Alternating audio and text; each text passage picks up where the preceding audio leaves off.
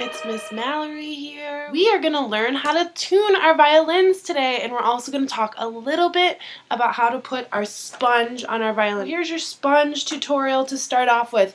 My most important note about putting on the sponge, what do you think it is? Making sure that we don't squish the bridge or really any part on the front of the violin. So I would recommend just laying it gently, maybe on your lap, kind of like how I'm doing. See how one end is thicker? The thicker part is going to go opposite the chin rest, okay? So you have the chin rest on this side. That means that the thick part of the sponge is going to go on this side. So I'm going to set it down. Now I'm going to take one rubber band. If you have two rubber bands, this is how you do it. You just stretch it around the whole violin itself.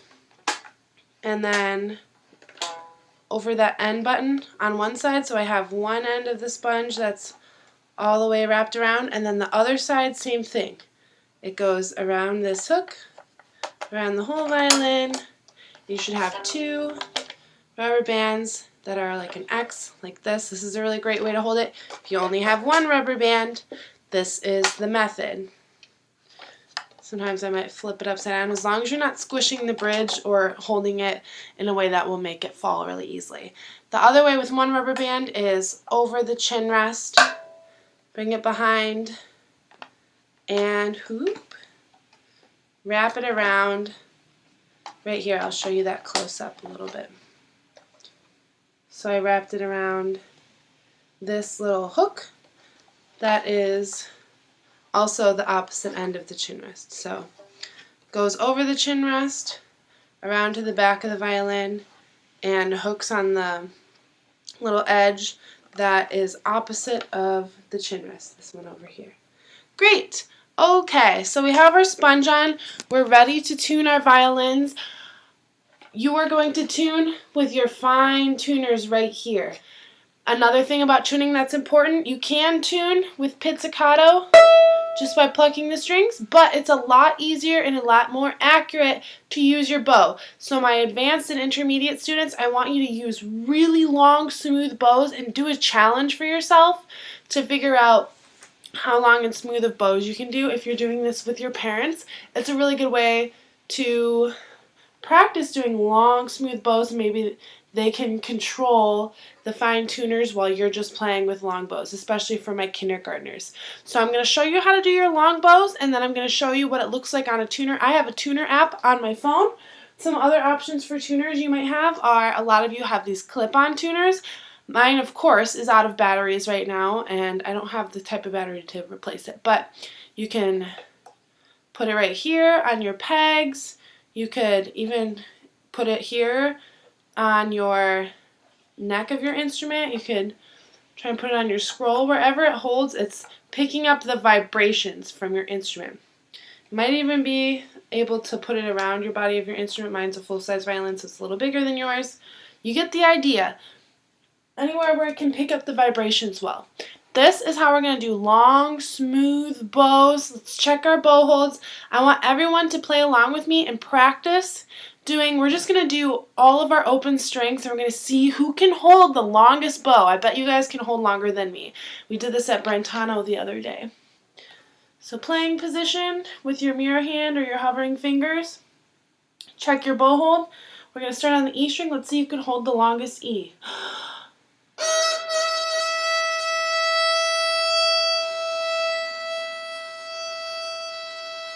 Notice how my bow was straight with the bridge the entire time I was playing. Now we're going to go over to A string. Now we're at the tip of the bow. Try to keep your bow straight with the bridge like me. Let's go ahead and A.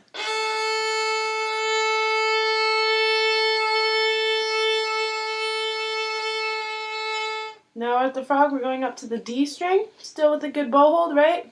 Bent thumb. D string, here we go. It's a little out of tune, isn't it? Lift your elbow one more time for G. I bet this will be out of tune too.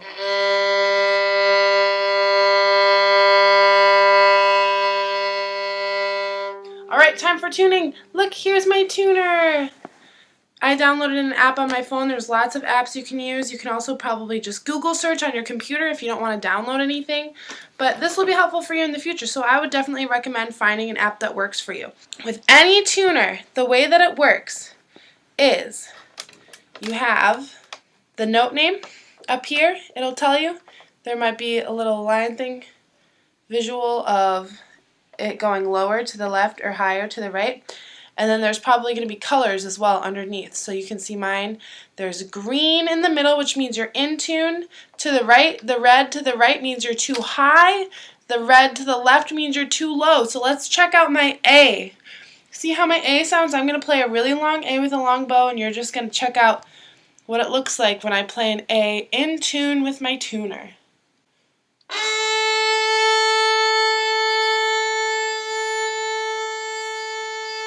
Did you notice that the green light was holding the whole entire time? If I did that pizzicato, it would look like this. It was still able to pick up the note that I played, but you are much more certain about your intonation if you are holding a really long note, because sometimes the way that we play a note, it can make it come up a little bit differently. So if I play with a little bit too crunchy of a sound at the frog, it might come up as not being in tune. Let's see. Here's with a crunchy bow, same note.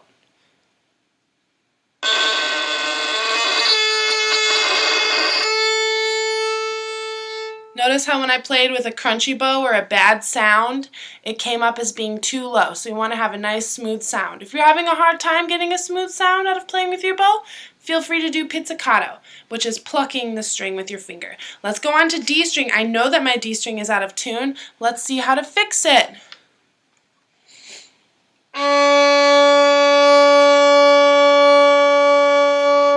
As you can see, my tuner was switching between C sharp and D. That means that my D string was too low. So make sure that you're noticing if there's a sharp or a flat on there. If it's saying D flat or C sharp, make sure that you're tuning it to be regular D, not D sharp or D flat on accident.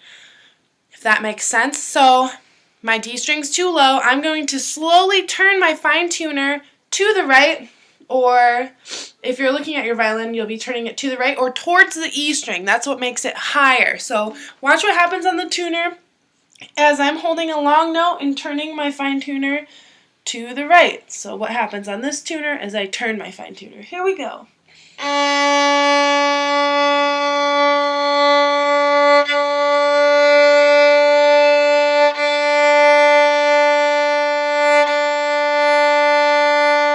Now you can see that it's green, and you kind of, if you could see, you watch the needle come all the way up from over here to being in the center, and then the green light went on as well. So that's how you know it's in tune.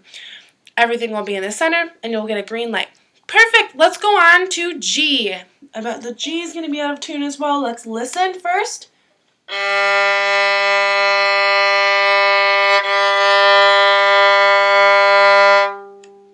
know it's kind of hard to tell, but the red light to the right side of the G was on, and if you could see the needle was over here too, telling us that the G was too high. So I'm going to turn the fine tuner for the G in the opposite direction to the left, or in the direction, I guess we're on the G, but in general, towards the G string is making the note lower.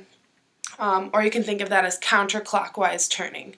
Whichever one is the most helpful. So counterclockwise makes the note lower, clockwise makes the note higher. Let's see what happens when I play a really long note now and I'm tuning it. Watch the needle and the lights.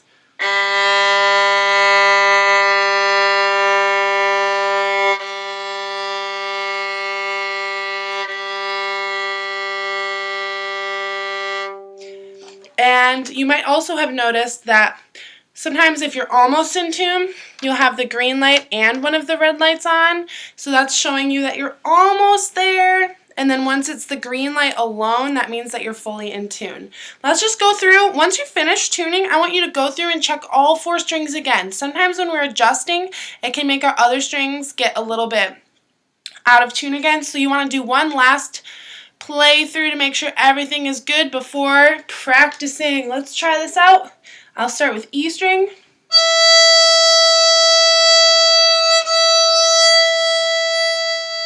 Looks good. A string.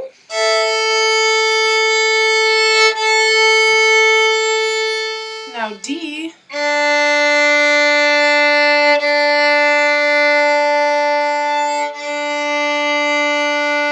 And G.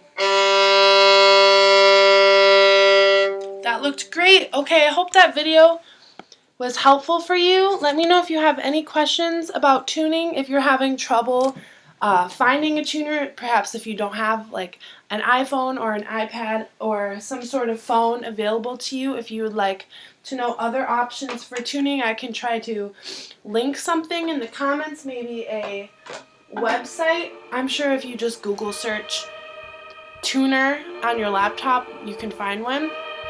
And yeah, let me know if there's anything else I can help with, and you'll have another video coming really soon for other things that your class is working on.